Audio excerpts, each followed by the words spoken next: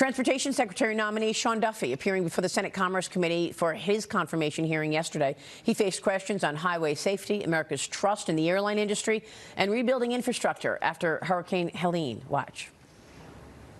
If you spend 2 minutes with Senator Hagerty or me or Senator Tillis or Senator Budd, who's down here, you're going to hear us talk about Hurricane Helene and I-40 and the way that road has just been demolished right there on the North Carolina-Tennessee border. We need to know that this is going to be front and center with you so that we can get that interstate rebuilt and reopened.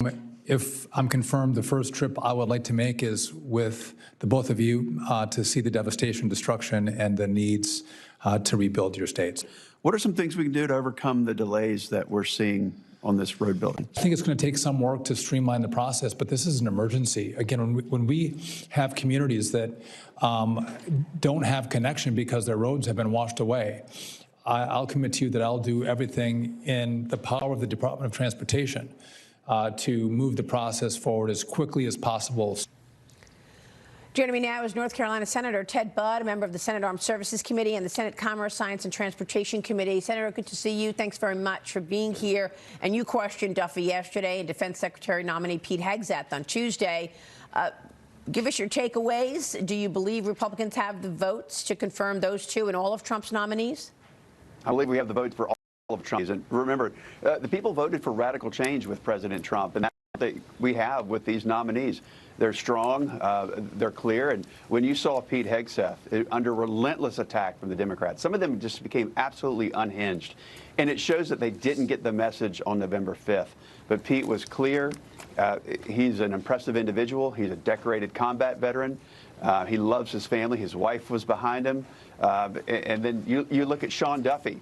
Clear, focused, knows the emergencies are so important in Western North Carolina in rebuilding the roads and bridges and infrastructure.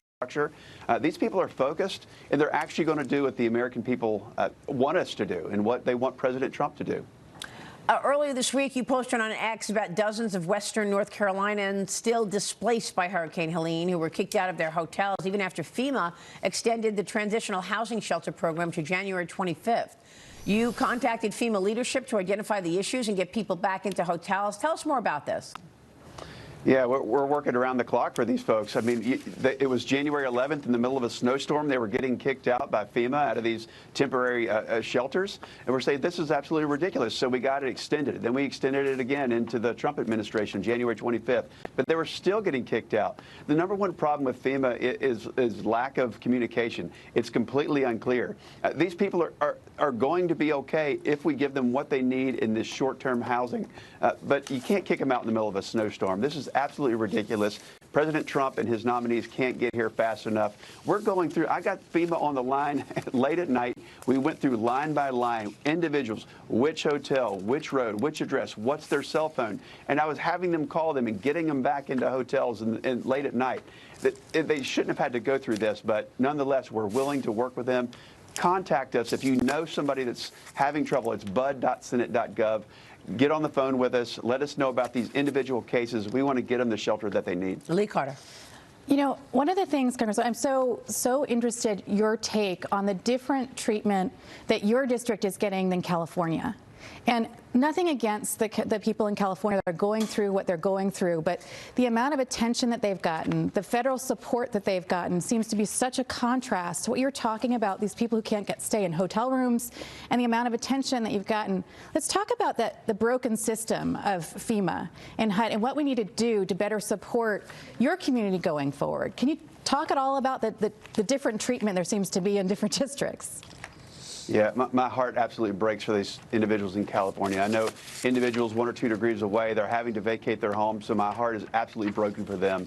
But you think about the politicization of the Biden administration, and he's committed on his way out the door to dump billions and billions of dollars into something he's not even going to be around to administer. And then he barely even comes in to support Western North Carolina. It's like pulling teeth to get his support there. There's lack of clarity from FEMA.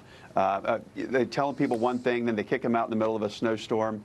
And these people, I mean, they weren't his voters, but they certainly are in a large propensity in California. And they've accumulated decades and decades of bad leadership that has led to something that could be controlled. But you can't control a hurricane in western North Carolina. You can't control a hurricane that dumps up to 40 inches of rain in the mountains. So it's absolutely different. One could have been prevented with good government. One could not. And we're going to get North Carolina back on track. And hopefully California will as well. But again, hopefully they'll realize the lesson of bad leadership over and over at a local and a state level. Well, I mean, as Biden's walking out the door, he's got all of these new ideas. You know, I mean, putting 625 million acres off limits for oil drilling. Is he making these decisions? Who's making these decisions to make all these changes in the 11th hour as he's walking out the door, you think? Well, we know it's certainly not him, but he was supposedly in charge for the last 4 years, but we haven't seen that to be true.